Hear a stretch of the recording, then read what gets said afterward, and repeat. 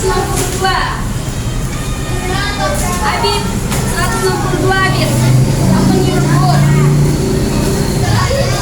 Halaman 162. Dapat Niki, Gilang, dapat Gilang. Oke. Di kelompoknya Umar sudah dapat 162. Sudah kelompoknya Agila sudah 162. Sudah semua? Jadi hari ini kita akan belajar bagaimana bentuk Indonesiaku. Oke. Sudah pernah lihat semua peta? Bintang sudah lihat peta? Pernah lihat peta? Peta apa biasa kita lihat bintang? Bintang, peta apa? Peta apa bintang biasa kita lihat? Ayo, bagaimana bentuk Indonesiaku? Bagaimana kita tahu adalah dengan melihat peta. Nah, itu peta Indonesia. Nah, sekarang perhatikan gambar di depan. Sekarang perhatikan gambar peta di depan. Perhatian. Fokusnya kemana? Gampang tulis. Sekarang lihat gambar peta Indonesia. Oke, selanjutnya. Ada yang tahu apa itu peta? Ayo, apa itu peta? Siapa yang pernah lihat peta? Apa? Oke, pernah semua lihat peta tak? Jadi apa itu peta? Kira-kira? Kira-kira apa itu peta? Ayo. Oke, Abid apa Abid? Peta adalah Apa Abid? Peta apa?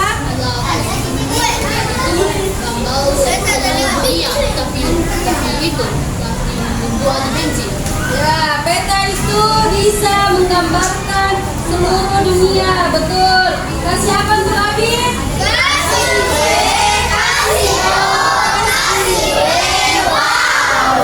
Oke, terima kasih Abid. Nah, apa lagi? Apa lagi kira-kira?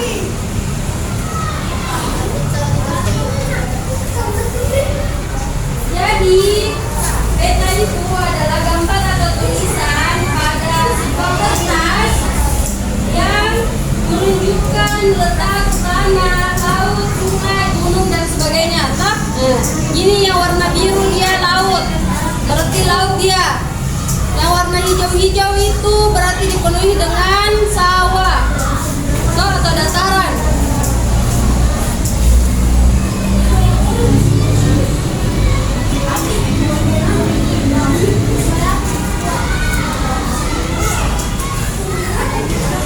Oke, sekarang perhatikan peta Indonesia yang ada di papan tulis.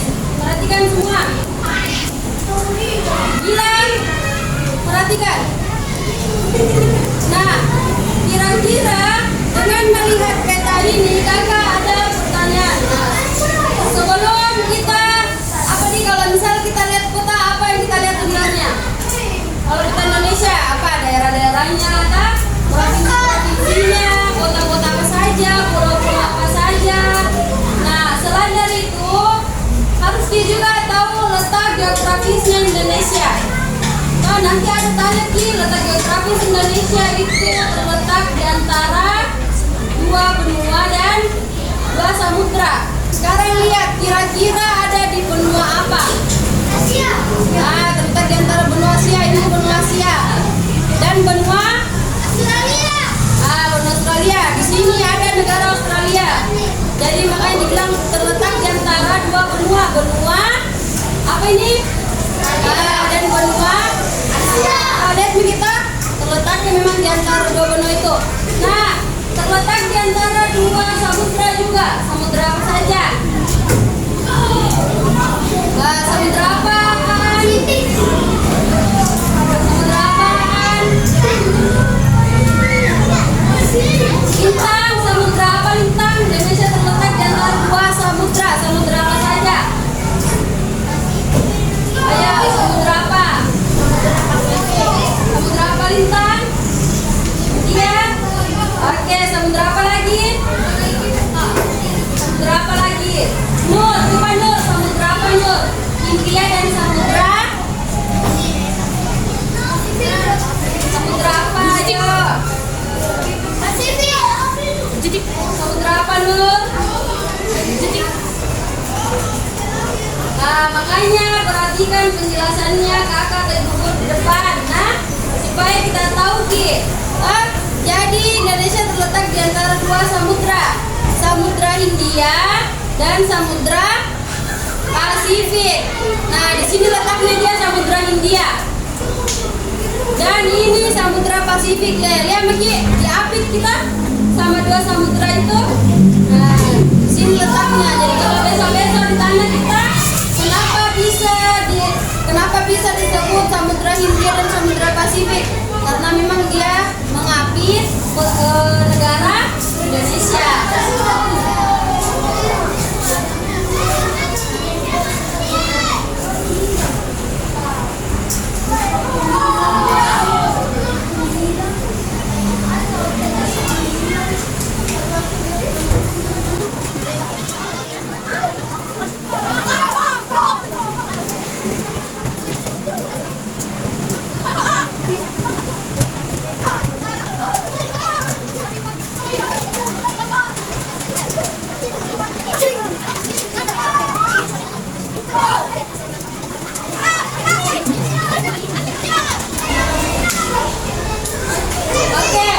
Jadi kami letak geografis Indonesia apa? Terletak di antara apa? Dua benua dan benua apa saja? Di samudra. Kalau samudra apa saja? Iya, jadi yang terbalik kan? Nanti bilang di benua Pasifik, nggak ketawain kita orang?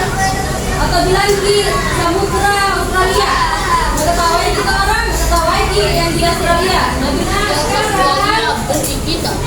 kita bikin lihat gambar sekarang. Kakak mau kalian semua dengar dia benar. Terus ada satu orang yang bisa nanti apa saja itu dibilang negara maritim dan negara agraris. Nah, nanti lihat videonya. Dengar baik-baik. Seperti Gunung Rinjani dan Gunung Tambora. Anak-anak, negara kita adalah negara maritim. Negara maritim adalah negara yang sebagian besar wilayahnya berupa perairan atau memiliki kawasan laut yang luas. Ciri-ciri negara maritim ya. Didengar semua? Jadi siapa yang bisa jelaskan aku itu negara maritim? Oke, Ica. Oke, kasih apa untuk Ica?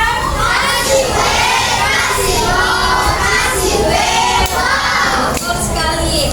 Jadi negara maritim itu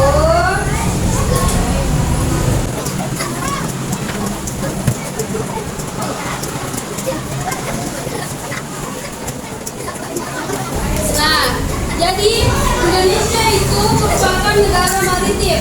Kenapa? Karena sebagian wilayah dari Indonesia itu berupa perairan. Banyak pantai tak?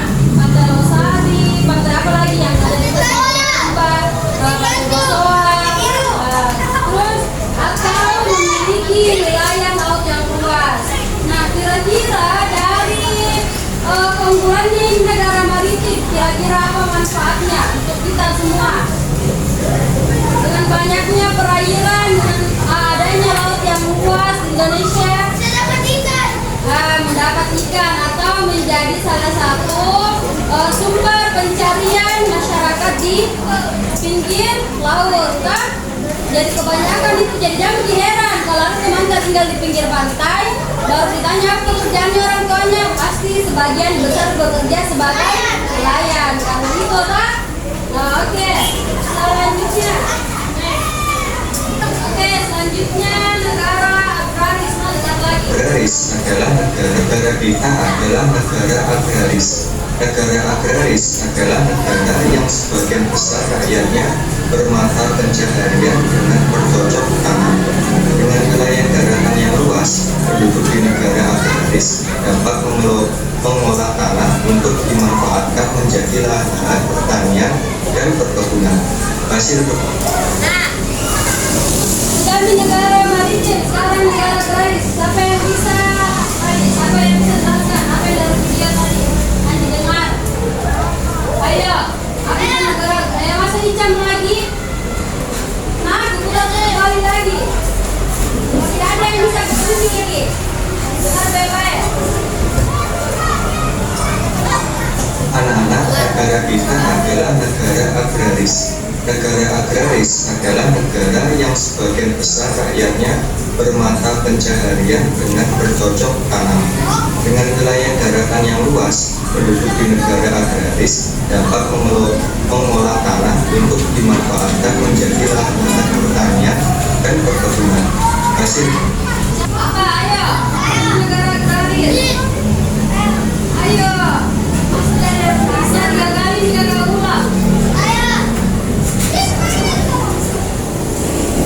itu negara agraris. Coba kakak tunjukin diri satu orang. Coba apa dia banyak goyangnya begitu. Coba beda umat. Negara agraris umat. Apa itu? Kita paling dekat sama speaker. Ayo, apa itu negara agraris? Ada yang bisa bantu umat? Ayo umat, apa itu negara agraris? Ayo, apa itu negara agraris? Raya, Raja Raya, apa itu negara agraris?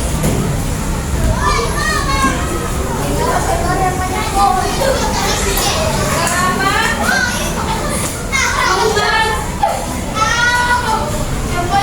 Umat. Banyak pohonnya. Oke, tidak benar, tidak salah juga. Siapa yang bisa tambahkan? Banyak pohonnya. Jadi negara agraris itu negara yang sebagian penduduknya bermata pencaharian bercocok tanam.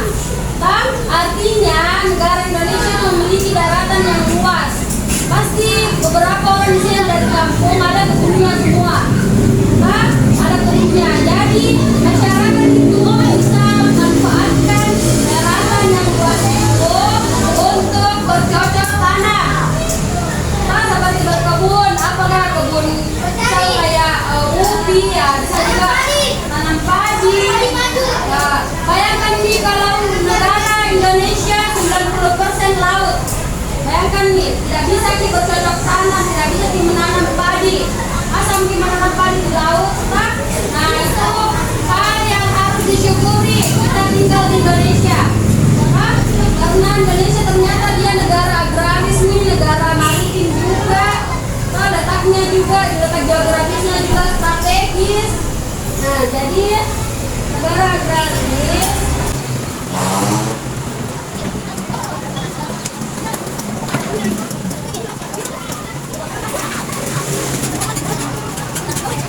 Oke, sekarang kakak punya SGD.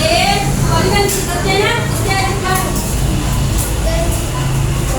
Tanpa ada jangan dulu dikerja, jangan dulu dikerja. Aku jelaskan dulu. Jelaskan dulu. Kasih lihat semua KBD-nya. Nah, ini dikerjakan secara kelompok umat, teman-teman dulunya umat. Perhatian, ini dikerjakan secara berkelompok, nah,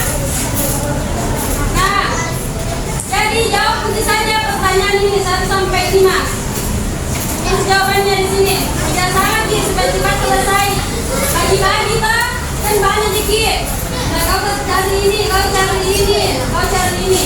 Kalau kurang jelas penjelasannya kakak ada di buku jawabannya. Ada di buku semua jawabannya ini. Nah, oke, kerjakan ini sekarang KPD-nya. Kerja sama Ki. kumpul ke situ baru bantu ki siapa Keila biar cepat selesai. Hah?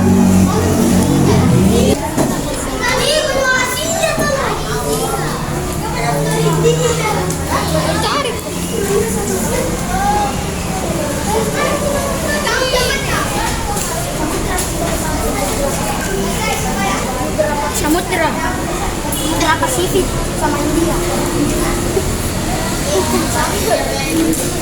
Nomor 3.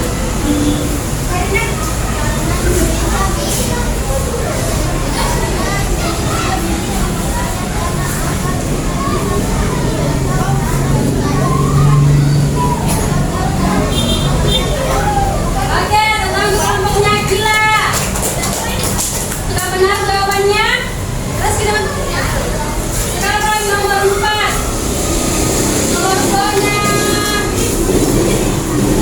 Kelompoknya Raja.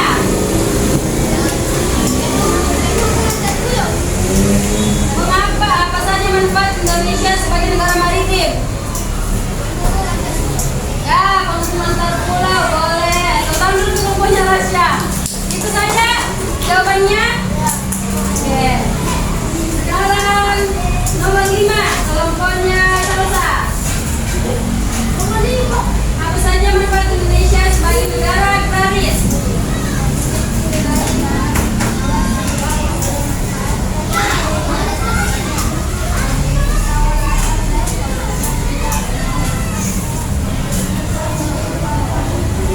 Oke.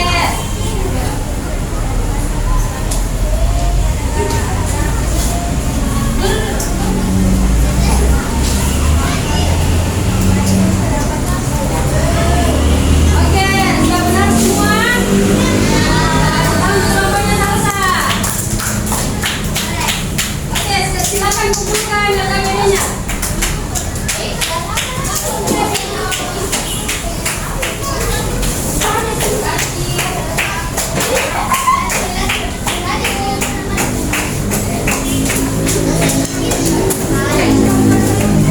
Oke, jadi apa kesimpulan pelajaran kita pada hari ini? Apa kesimpulannya? Kesimpulannya adalah Indonesia terletak di antara dua benua. Benua apa saja? Terletak di antara dua samudra. Samudra apa saja? Oke, disebut negara maritim. Kenapa? Karena memiliki wilayah laut atau perairan yang luas. Kenapa disebut sebagai negara agraris?